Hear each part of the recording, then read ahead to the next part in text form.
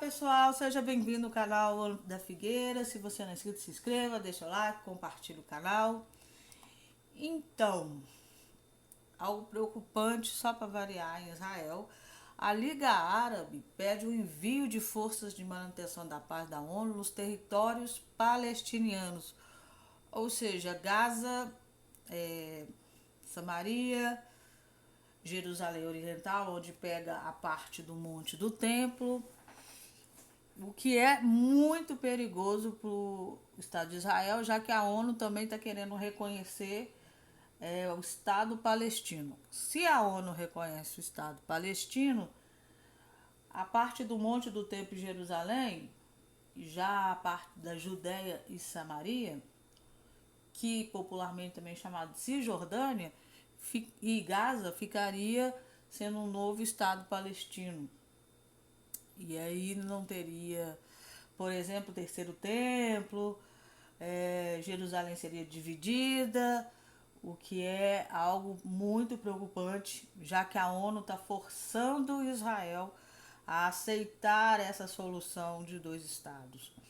Não sei se vocês estão vendo as notícias lá em Israel, está tendo vários protestos em Tel Aviv contra o Benjamin, ou seja, tem uma divisão no próprio país.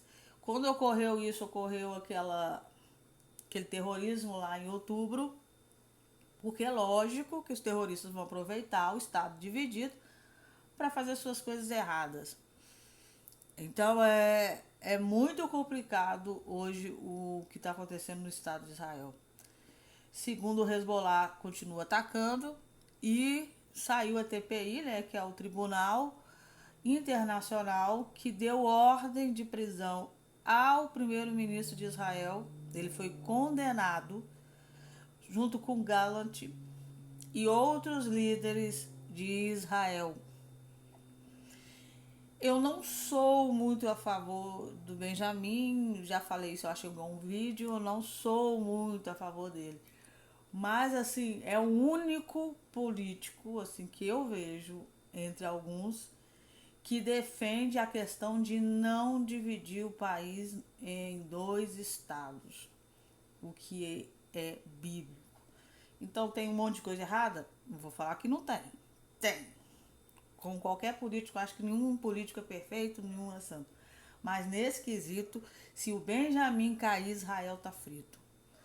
E se a ONU, né, de uma certa forma, entre aspas, obrigar Israel a aceitar os dois estados e um exército árabe dentro de Israel, aí é o que a gente fala, né? Poderia ser a última guerra de Israel.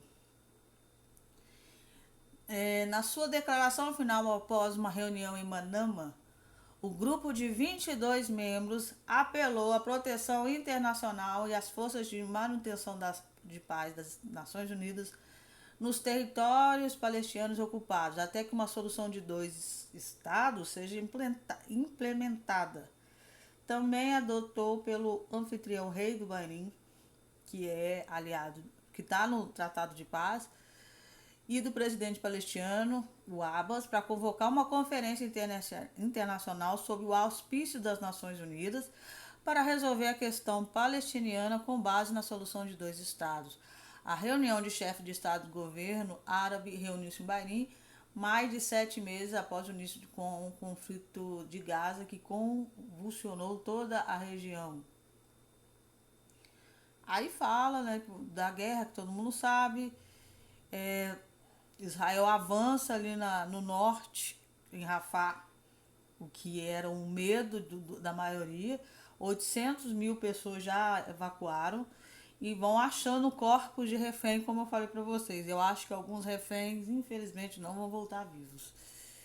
Eu acho que eles mataram, se não foi todos, ou alguns, só alguns estão vivos. Aí ele fala que o Hamas abriu um pretexto para Israel atacar Gaza. A operação militar levada a cabo pelo Hamas por decisão unilateral, significa que nem todo mundo concordou, em 7 de outubro, proporcionou a Israel mais pretextos e justificações para atacar a faixa de Gaza.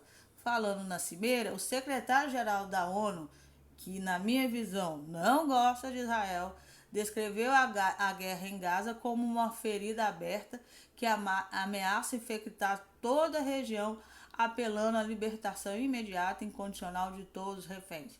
Gutierrez disse que a única forma permanente de acabar com o ciclo de violência e instabilidade é através de uma solução de dois estados. A chamada Declaração de Manama, emitida pelas nações árabes, também exortou todas as facções palestinianas a juntarem-se sob o égide de Organização para a Libertação da Palestina. Você entendeu isso? A Declaração de Manama, emitida pelas nações árabes, exortou todas as facções palestinianas a se juntarem para a Organização para a Libertação da Palestina, que é dominada pelo movimento governante Fatah de Abbas. E acrescentou que considera o LP o único representante legítimo do povo palestiniano. O LP é o Abbas. E para piorar, tá aí o presidente do Irã caiu do helicóptero, né? Tava desaparecido o corpo e tal, mas aí achou já, morreu. O Teherã tá falando que dos culpados é os Estados Unidos, porque não, por causa das sanções. Então a aeronave estava faltando algumas peças, alguma coisa assim, e isso era culpa dos Estados Unidos. E aí você vê que aumenta a tensão no Oriente Médio. O presidente do Irã, ele não é o líder supremo. O Irã tem presidente, igual o Estado de Israel também tem presidente.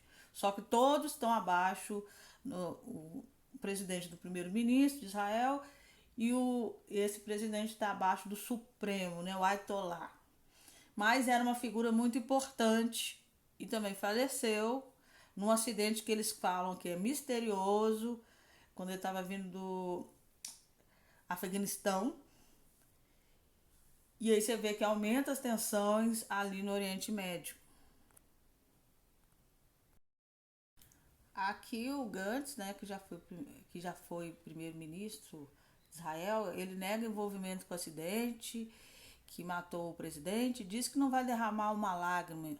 Israel não teve envolvido na morte do presidente iraniano Ebrahim, num acidente de helicóptero que também matou vários membros da sua comitiva, disse a autoridade israelita a Reuters.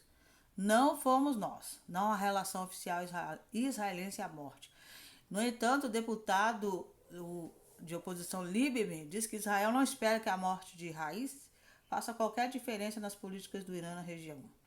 Não vai fazer mesmo. Para nós, não importa, não afetará a atitude de Israel em relação ao Irã.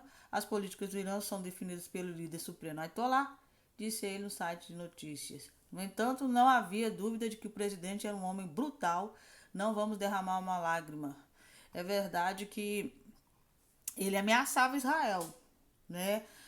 Os rabinos em Israel estão falando que foi castigo de Deus. E o Gantz está ameaçando, né? Esse aí mesmo está ameaçando sair do governo de Israel. Está uma crise muito forte dentro da política de Israel. As coisas não estão boas para Israel. Aqui o TPI solicita a ordem de prisão contra Netanyahu e o ministro de Defesa de Israel.